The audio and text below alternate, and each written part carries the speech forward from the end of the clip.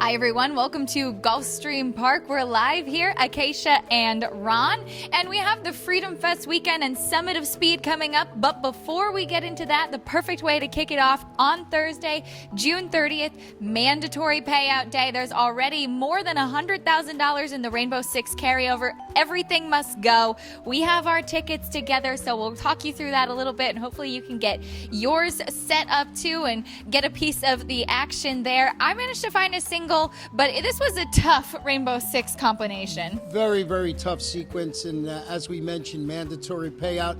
Everything must go, so bet a lot and have a lot of fun. Keep it in your budget, but a tough sequence, but that makes it all the more fun because if you're right, you can get paid really a lot of money. Absolutely. So let's start right off in the first leg. My single came a little bit later because I thought that the middle of the card was the toughest. I went the deepest in race number 8, but in the first leg of the race that starts in race number 5, it's races 5 through 10 for the Rainbow Six. I went 3 deep in here. My top selection was going to be one of the ones from the Ralph Nix barn, and that's the 3 Ginger Rush, but I thought that she might be a little bit vulnerable, even though she has that early speed. Yeah, I mean, Ralph Nix is solid with horses going from turf to dirt. It's the logical choice in there. Try to go a little different way. Used that one on my ticket. I went 3 deep in there. I used Pat's Courage along with the Ginger Rush. I don't know if you used that one on your ticket. And a horse I had some interest in was the 7 Indominus, who's stretching out to 6 furlongs on the dirt. He tracked the pace in that race. He weakened. It was a 5 furlong turf event.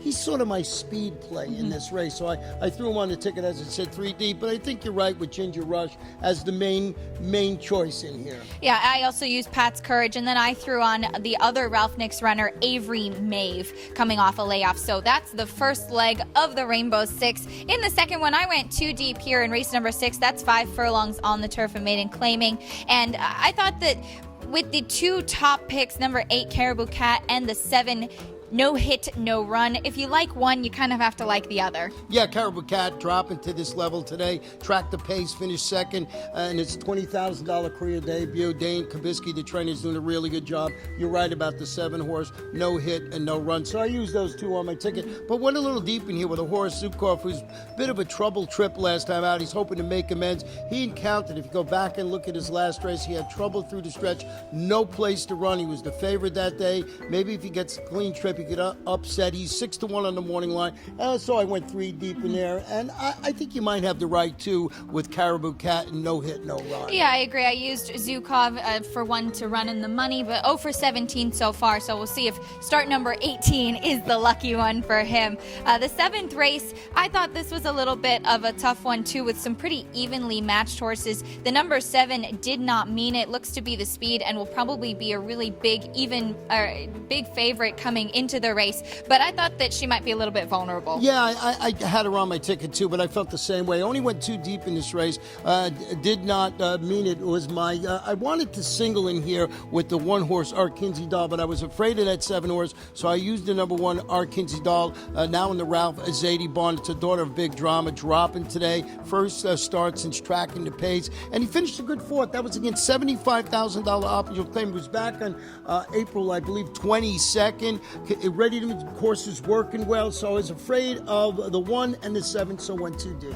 I actually went 4 deep in this race. A horse that I had a lot of interest in is the number 5, Yes Ms. Ada, from the Kathleen O'Connell barn.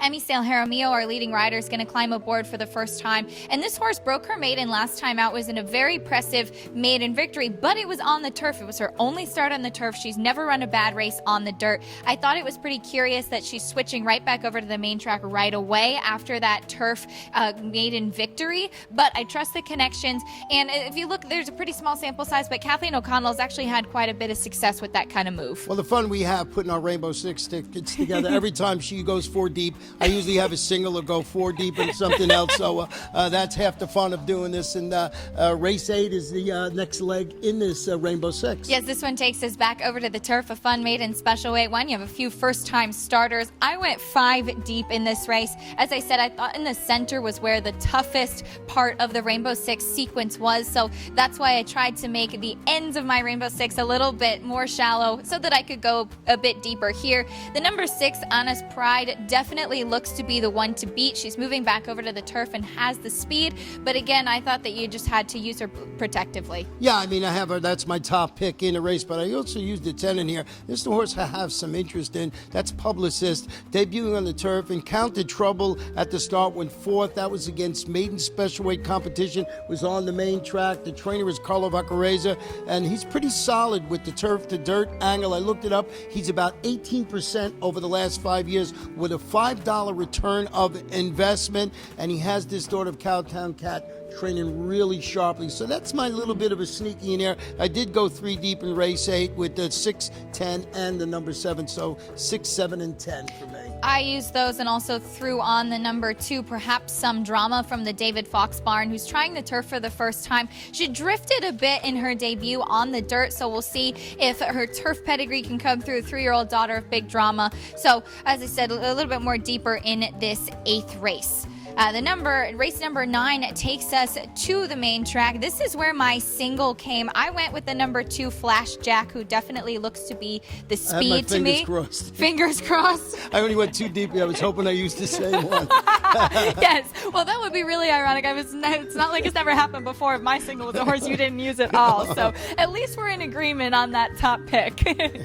Yeah, Flash Jack trying to make it 2 in a row after parlaying that Stark early and draw clear late into a victory at this level and distance. Looks like a logical contender there. Did go deep with the next horse that I think is logical, and that's the 3, Twinkling Time, who was second to Flash Jack back on May 20th. I agree with that. I like Twinkling Time as well, but I figured if there was a race I could single, this would probably be the one, especially given at this 7 furlong distance. We talk about how that's kind of a little quirky distance. Flash Jack is 2 for 3, so really seems to have an affinity for the 7 furlongs. Well, I'm glad we both have that one on the ticket there, so let's go to the race number 10 today. Race number 10 is the last one of the day and the last one of the Rainbow Six sequence. It's 5 furlongs on the turf. I went 2 deep in here. I used the number 6 and the number 8 in this race. How did you see it? I went with the number 8, Revolver Sessions, on top. I also used the 3, Don's Girl, but I got my long shot. As you know, I give a long shot out each and every day, and it's the number 4, Red Hot Boom. It was 15-1 on the morning line. Had trouble in its only previous start on the turf. Was against considerably tougher, dropped this horse down and proceeded to break its maiden at 12-5, then run a good 4th against 2 lifetime competition, albeit on the main track. Monty Thomas is the trainer. I respect it, and I think at 15-1, it's a horse that might be a little bit of a sneaky in the last race. Getting a little bit of class relief here, too. I think that the number 8, Revolver Sessions, should be the likely winner here for Wesley Ward and John Cruz. I also used the number 6, Dreaming of Eva, 6-1 on the morning line. Another one that gets a little bit of class relief. Finally broke her maiden in start number 9 last time out. She has the speed. The connections of Angel Rodriguez, Frank Carl Calabrese, and Matt Rispoli have been going very well lately. Well, your ticket cost how much? My ticket was $48, so an affordable one for me. Well, run down that ticket. What do you got? Well, in race 5, I have 2, 3, 5. Race 6, I have 7, 8. Race 7, 1, 5, 6, 7. Race 8, 2, 6, 7, 8, 10.